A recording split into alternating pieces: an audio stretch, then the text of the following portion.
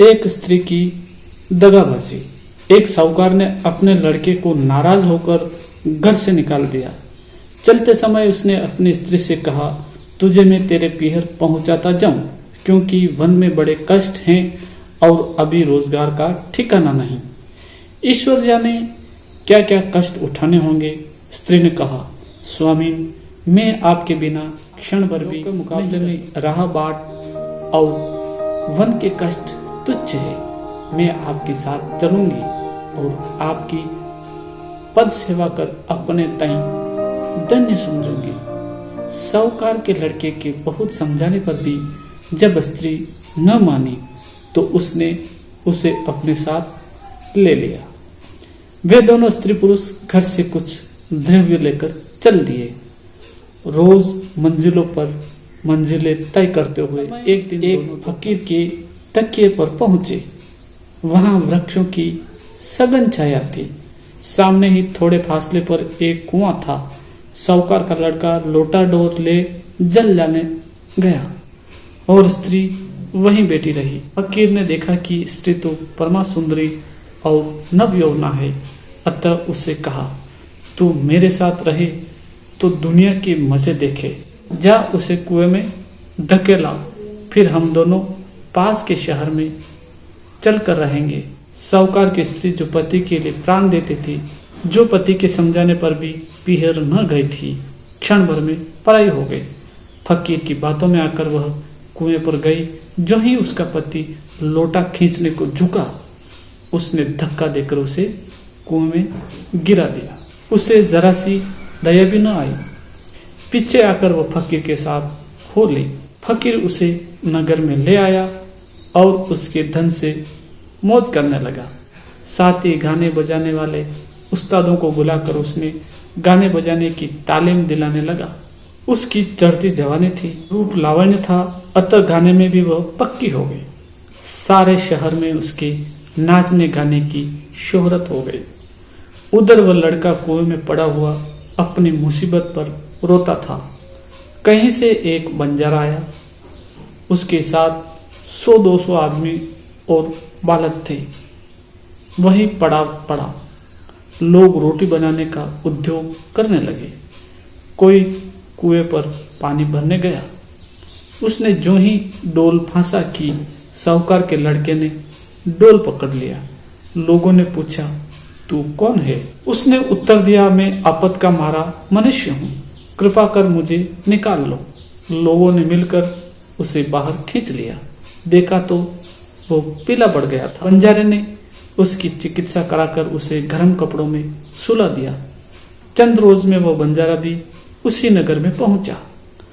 साहूकार का लड़का रोजगार की तलाश में घूमता रहा। ईश्वर कृपा से एक बड़े सेठ ने उसे अपने यहाँ रख लिया। लड़का बड़ा ही चलता पुर्जा निकला, इसलिए उसे सेठ ने उसे अपना प्रधान मुनिम बना लिया। उन्हीं दिनों उस वेश्या की बड़ी तारीफ सुन राजा ने अपने यहाँ उसके नाच का हुक्म दिया। महफिल सजाई गई। चारों ओर नगर के सेठ, साहूकार, रईस, अमीर बैठे। राजा सिंहासन पर बैठा। वेश्या नाचने लगी। उसके रूप और नाच गान पर महफिल की महफिल मुग्ध हो गई। इतने में उस वेश्या की नजर उस साहूकार के लड़के या अपने पति पर पड़ गई। राजा ने प्रसन्न होकर कहा, बीबी तुम मांगो, वही इनाम मिलेगा। वेश्या ने कहा, महाराज, यदि आप मुझे इनाम देने का वचन देते हैं तो यह वचन दीजिए कि मैं जो मांगू वही मिले। जब राजा वचनबद्ध हो गया तब वेश्या ने कहा, राजन, वह सामने बैठा हुआ पुरुष मेरा चोर है, उसे मरवा दीजिए। जब राजा ने उसके मारे जाने की आज्ञा दे दी तब साहूकार के लड़के ने कहा, इसके पास मेरी कुछ धरोहर है, इससे कहे कि यह हाथ में जल ले, मुझे उसे संकल्प करके दे दे। वेश्या ने कहा, मुए तेरा क्या देना है, खेर ले, मैं जल लेकर संकल्प करके कहती हूँ कि जो कुछ तेरा मेरे पास हो तू ले। वेश्या के संकल्प छोड़ते ही वह जमीन पर गिर पड़ी और मर गई। राजा को बड़ा विस्मय हुआ। उसने उस लड़के से इस घटना का असली तत्व पूछा। लड़के ने कहा, राजन, यह मेरी विवाहिता स्त्री है। मैं और यह घर से निकल आए। राह में इसे सांप ने काटा और यह मर गई। मैं भी इसी के साथ जलने को तैयार हुआ। इतने में महादेव पार्वती उधर आ निकले। पहले तो उन्होंने कहा, अरे पागल, स्त्री के लिए जान देता है? तू है तो और बहुत स्त्रियां मिल जाएंगी। पर मैं उनकी बात पर राजी न हुआ। तब उन्होंने कहा, तू हाथ में जल लेकर अपनी आधी आयु इसे दे तो यह जी सकती है।